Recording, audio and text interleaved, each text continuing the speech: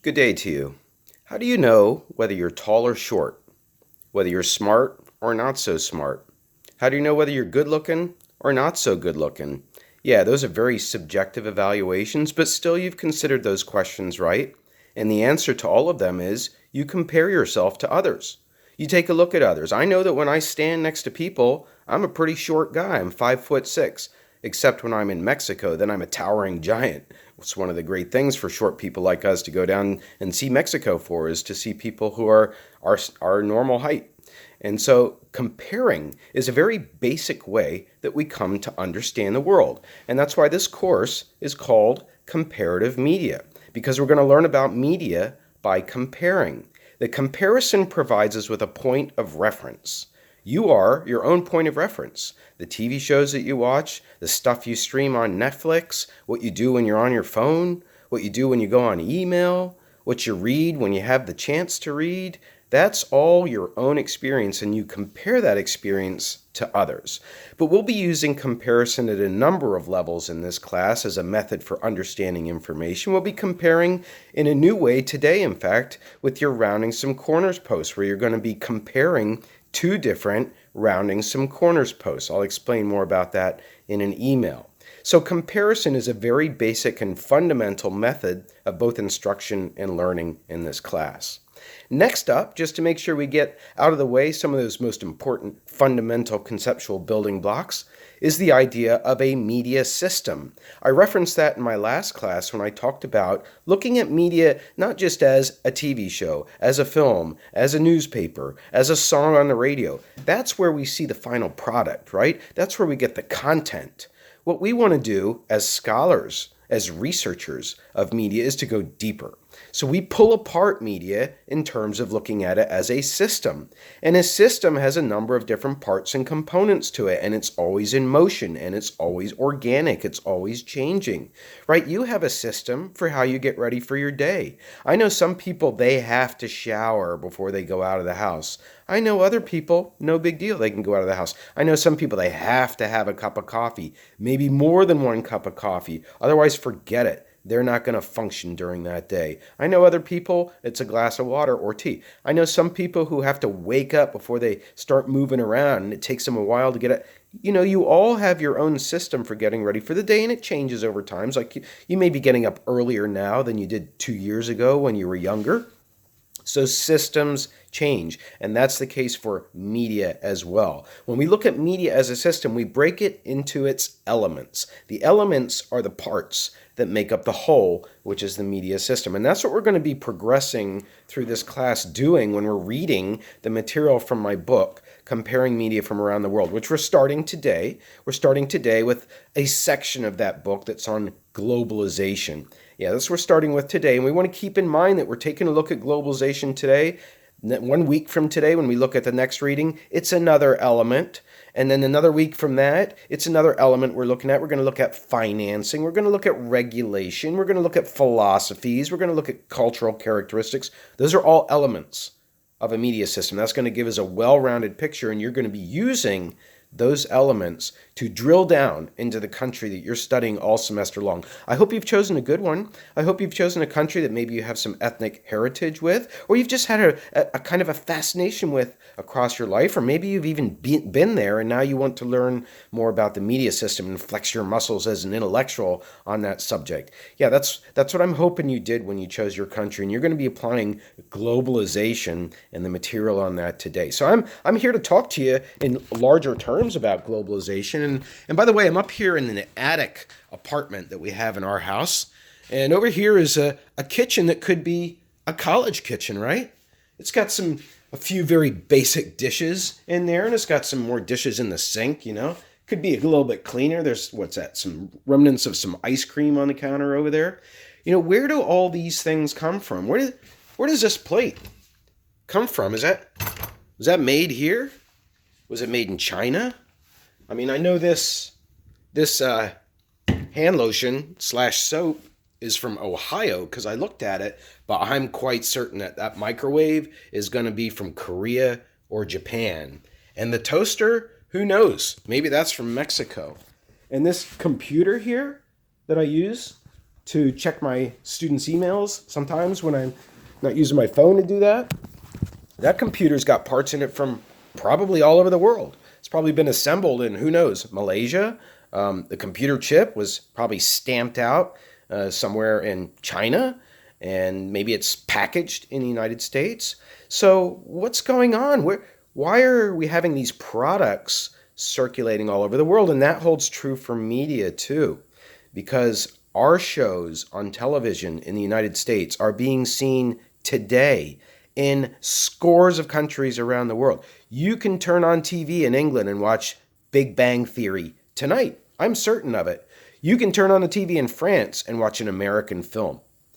So media products, just like plates, just like microwaves, they are circulating all over the world. It's all part of globalization. That's what we're taking on today. We're taking on globalization. And what exactly is it? Globalization is, generally speaking, an increasing union across the world between political bodies, between economies, between countries, between groups of people coming closer together.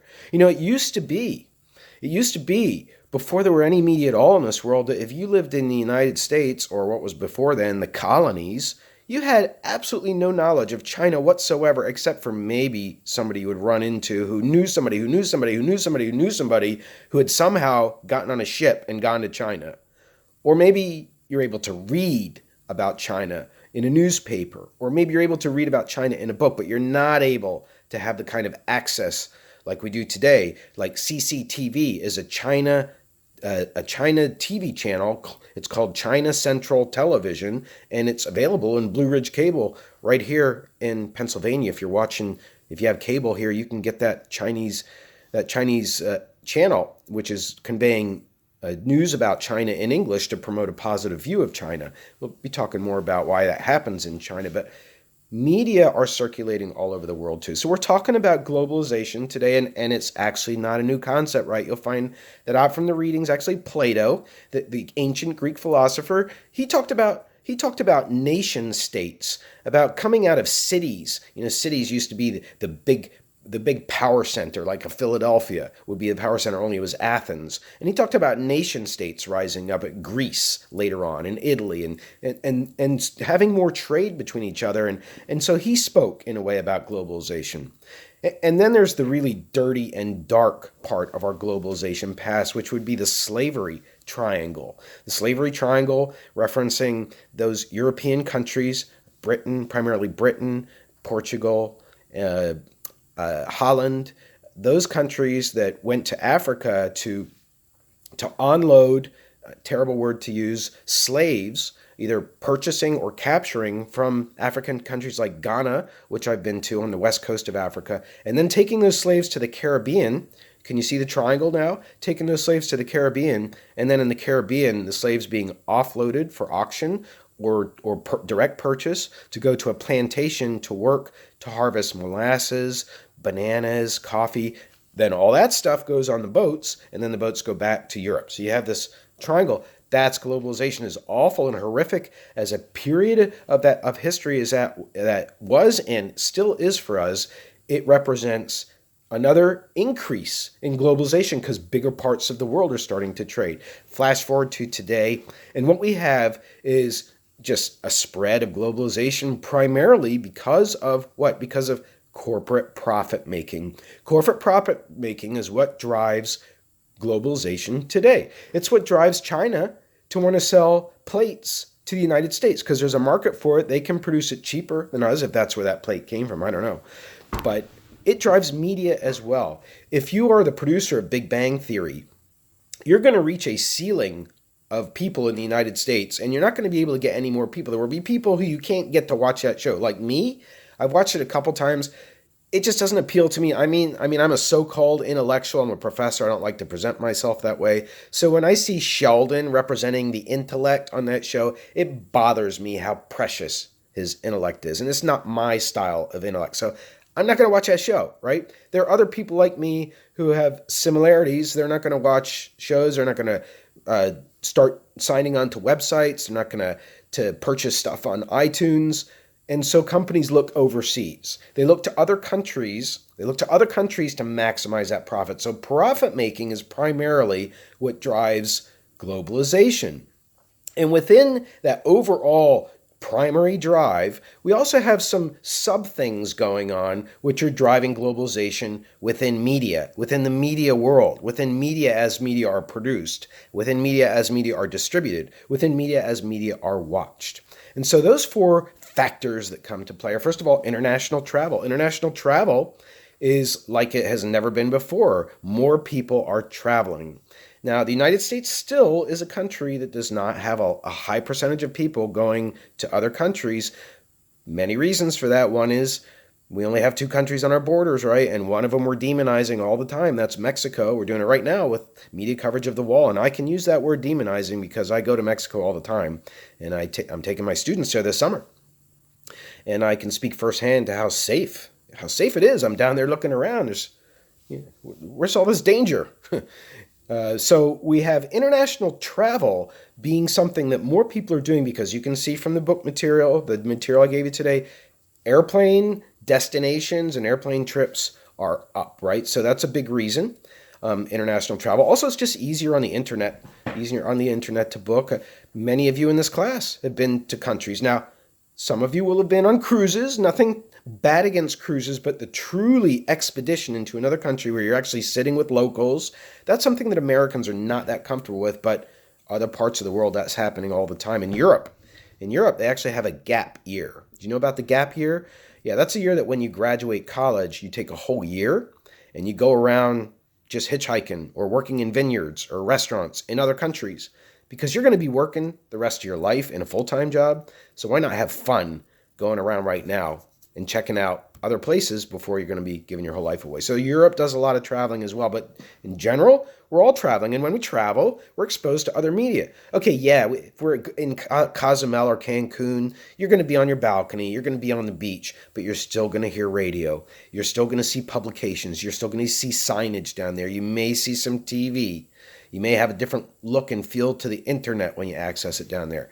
International travel is one sub-area of globalization that is also propelling globalization. Of course, money making is behind that, right? The airlines, very profitable industry. Hotel industry, very profitable. Restaurants, all catering to travel. Tourist sites, admissions to museums, etc., all very, very profit-driven in many ways. All right, another reason that we have globalization spreading in the media world is technology, right? Technology is, especially the internet, it's really opened it up. When I go to Mexico, I get Netflix down there. I don't get the same selection of Netflix, right? So I'm starting to see, as you do when you travel, if you have, that the distribution of content is not uniform across the world, even if the company that's distributing the content is the same. Netflix in the US has different copyrights, different permissions, different strategies for getting to audiences in the US than it does from Mexico. So there's a lot of stuff that I can't get on Netflix in Mexico. But technology, specifically the internet, and phones, you're looking at videos all the time. People love videos. They love videos. It's one of the reasons that Facebook has kind of had a resurgence amongst young people is because they ramped up the video portion. And those videos, who knows where they're from? They're from all over the world. There's crazy little things that are happening. And memes too, right? Memes are full of foreign destinations in the background. We don't even know where they're coming from, but technology is spreading that around, as well as satellite and cable. It's made it so easy to take a TV show, to take a film, to take really any content that's electronic and send it away, just like that. You know, in the old days, you have to put it in the mail, you have to go through customs and all that. You just send it over the internet in digital form. So technology is spreading media content and propelling globalization as well. Another reason that you have globalization taking place is the global media conglomerate. The global media conglomerate is as a supersized company, right? It's so big that you don't even really know the parent company itself. You only know the little properties. Like, do you know the company News Corporation? Do you even know there is a company called News Corporation? You should, right? Because it owns Fox. Yeah, the News Corporation owns Fox. Yeah, News Corporation owns properties all across the media landscape all over the world. The News Corporation owns a satellite distribution network in Britain. Yeah, the News Corporation owns the Times in London. The News Corporation owns the Sun, the largest circulating newspaper. The News Corporation owns FX, the cable network here in the United States. The News Corporation owns The Simpsons. The News Corporation owns a lot more properties that I'm not even mentioning. The chair used to be Rupert Murdoch. He's handed it over to his son now. He's an Australian, came to the United States, got his citizenship, bought a bunch of TV stations, local TV stations, built them into the mighty Fox network. Yeah, but you don't know about the News Corporation, probably, but you know about Fox. You probably know about Disney, but you know Disney has ABC? Do you know Disney owns ESPN? Yeah, so there are these global media conglomerates. I've named two of them. There's also a big one from Germany called Bertelsmann. There's these global media conglomerates have a spread into the pockets of people that is unbelievable. Every single day, you're waking up and being exposed to media content and advertisements included from these global media conglomerates, News Corporation, Disney, Bertelsmann, Viacom, if you've heard of that one, NBC, Universal, if you know about that one, and there are many others as well. So global media conglomerates trying to make money, trying to increase the audiences overseas, trying to get to audiences in other countries, as well as the domestic audience, and other countries trying to do the same thing, right? We had like the James Bond films. That's a British enterprise, right? That's a franchise. It's exported to the United States. It's been exported since the 1960s, right? Or Japanese anime. That's coming into the United States, and video gaming, also from Japan and other Asian countries. So there's a lot of media circulating all over the world because of global media conglomerates. And that's a third reason that we have globalization taking place, which takes me to the last reason. That last reason is the audience. Yeah, the audience is a kind of a funny thing for international or foreign content, if you want to talk about it that way, because a media audience has to be cultivated, and they themselves have to cultivate a taste for something that is radically different. Yeah, I tell you, the first time that you watch a British sitcom, it's like, how do I make sense of this? Or the first time you watch a British game show where you hardly see any money being given away, and it hardly looks like there's any script at all. People are spontaneous here. What's going on here? It takes a while to get used to stuff that's new. It's like coffee, right? First time you drink it, you don't like it, probably. It takes you a while. So you got to drink it and then, let it sit and then try it again. And, I do kind of like that aftertaste. Same with foreign content. So the audience has this kind of duality to it right now across the world, is that we've never had more access to foreign programming. Like you could jump on your computer, you could go find an Italian film right now. You could go read a newspaper from Malaysia right now. You could find a webcam looking down on Mexico City right now and look at people going around, but will you? That curiosity has to be fostered inside of you, and it's happening. Right? Let's say that you casually watched Anthony Bourdain's show. Probably not. He's not really geared to your demographics. What was his show called? One show was called No Reservations Necessary, or I can't remember the title, but he's the cook who became a person who traveled across the world and exposed how other people were making food, people out in the countryside, people in cities, making food in very delicious ways, and also exposing what the people in the country and the culture was like. He did that for CNN, and you're watching that maybe you're not, maybe you come across a piece of it, but you're being exposed, and that interest is starting to be piqued. Most people today do want to travel. They're a little bit afraid of it, unfortunately, partly because of the job that the media has done with other countries, but this is another reason that globalization has taken place, is there is an audience demand. People are yearning for other kinds of media content other than what they're exposed to. If you're a person who jumps on your TV and you're like this, you're probably ripe for something new that's going to grab your attention. All right, so that's going to wrap things up today for globalization. Have a great day.